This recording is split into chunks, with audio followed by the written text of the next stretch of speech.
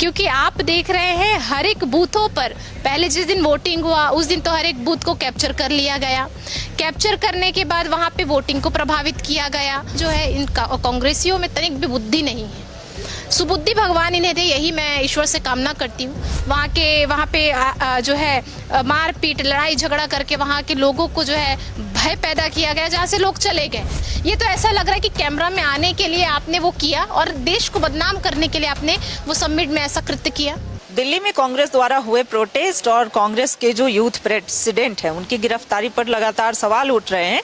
और अगर झारखंड कांग्रेस की बात करें, झारखंड कांग्रेस भी इस पर सवाल उठा रही है और यह कह रही है, सीधा आरोप है कि देश बेचने का कार्य मोदी सरकार कर रही है।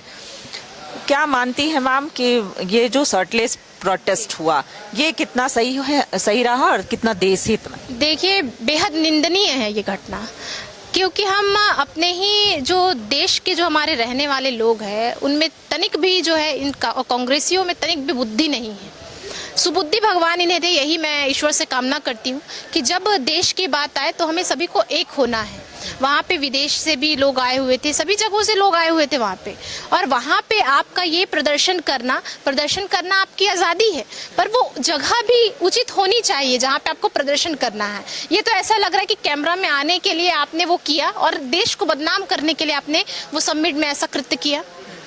तो हम तो इसकी कड़ी निंदा करते हैं। कांग्रेसियों को जवाब देना चाहिए, उन पर देशद्रोह का आरोप लगना चाहिए। कि वो ये कहा जा रहा है कि आपने चाइनीज माल को जो है उसे भारतीय करके और बेच रहे हैं यूनिवर्सिटी की बात। देखिए, ये इनका सिर्फ आरोप होता है, हवा में सिर्फ रिपोर्टिंग के जरिए से, मीडिया मद्दों के जरिए से कैसे हम देश को और बदनाम कर सकते हैं विदेशों में, ये इनका योजना रहता है। इसलिए ये तरह तरह की मनगढ़ंत कहानियां जो है बनाते हैं। हमारे प्रधान सेवक को जो है ये करने का काम करते हैं, उन्हें अपमानित करने का काम करते हैं। ये इनके चरित्र में है, और जिनका चरित्र ही साफ नहीं है तो मैं उनके बारे में और क्या कहूँ। केरल का नाम केरलम बदलने पर भी यह कहा गया कि ये चुनावी प्रोपेगेंडा है, जहां भी चुनाव होते हैं वहां इस तरह की ये बातें करते हैं। क्या केरल का नाम केरलम बदल देने से किस वर्ग को फायदा होगा, युवाओं को, किसको फायदा होगा? देखिए, मैं तो यही कहना चाहूँगी, जो भी निर्णय आया है केंद्र से वो सही निर्णय है। उन्होंने भी ऐसे बिना सोचे समझे कुछ निर्णय नहीं लिया होगा, कुछ समझकर, कुछ सोचकर ही वो निर्णय लिया होगा, जिसका हम सम्मान करते हैं।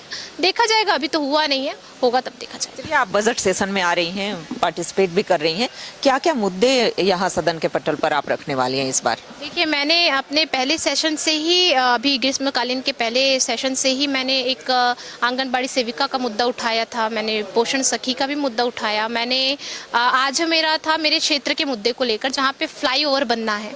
आपका साकची से लेके एग्रीको चौक तक फ्लाईओवर निर्माण के लिए जो है मैंने सरकार से आग्रह किया है कि जो 1 किलोमीटर का ही दायरा पड़ता है, उस 1 किलोमीटर के अंदर अगर आप जुस्को से मिलकर, टाटा स्टील से मिलकर अगर समन्वय बनाते हैं, बैठक रखते हैं, उन्हें एनओसी की मांग करते हैं, तो ज़रूर वो जो है वहाँ पे फ्लाईओवर बनेगा और वहाँ के हमारे क्षेत्र के लोगों को बहुत ही ज़्यादा राहत मिलेगी, दुर्घटना से, जाम से मुक्ति मिलेगी। जो वहाँ की जो है बहुत ही ज़्यादा जो है ये समस्या से वहाँ के लोग जूझ रहे हैं, वहाँ की मांग रही है।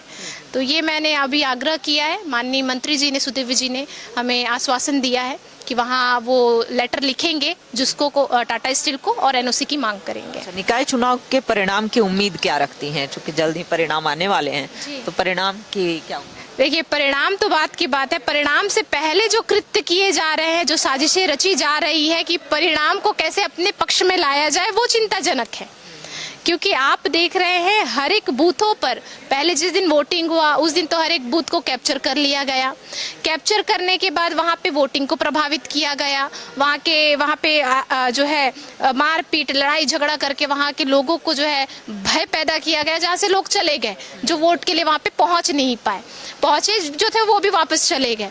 तो ये सभी स्थिति पैदा की गई ताकि अपने पक्ष में जो है विशेष लोग जो है अपने पक्ष में वोट को ला सके। और अभी देख रहे हैं खबरें आ रही है, स्ट्रॉन्ग रूम में लाइट बंद है, वहाँ की सीसीटीवी कैमरा बंद है। तो ये सभी चीज़, यही मैं कहना चाहूँगी कि ये लोकतंत्र की हत्या ये सरासर कर रहे हैं, जहाँ पे इन्हें लोकतंत्र पर भरोसा नहीं, अपनी जनता पर भरोसा नहीं, खुद पर भरोसा नहीं है। Thank you.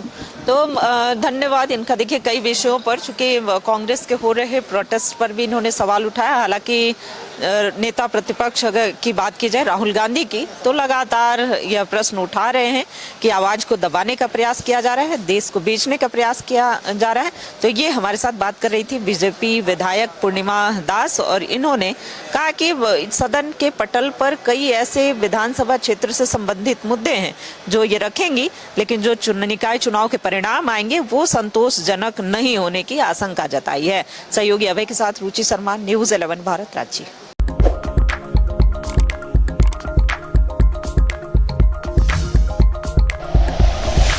Like and share videos, subscribe करें हमारा चैनल और प्रेस करें बेल आइकॉन। न्यूज़ 11 भारत, सच है तो दिखेगा।